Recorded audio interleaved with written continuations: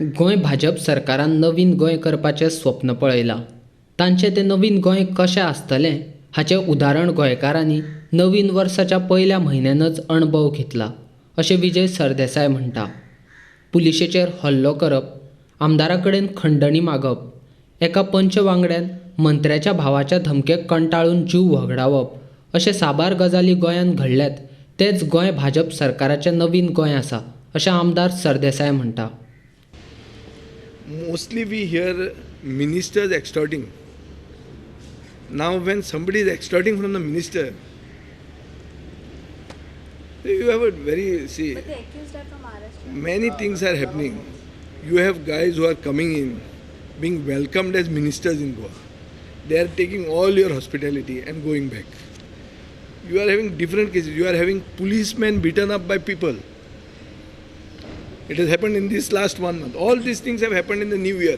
2020 in Goa is played like a 2020 match. Everything is new. Goa, this is the new Goa. The new Goa that this government wants to create is this new Goa, wherein one minister, one MLA, that to a lady, unfortunately, is being abused and called a Portuguese. And the official party, the ruling party, doesn't say anything about it. The ruling party, if I was in the ruling party, I would have made that fellow kneel down and say sorry to her for abusing her. She is our lady colleague. As of now, I have never made myself public on this issue.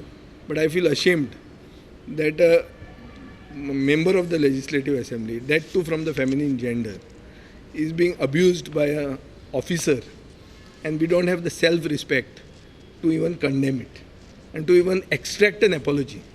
So we have a Goa wherein an MLA is abused by an officer, that too a non-Goan, from a central government agency.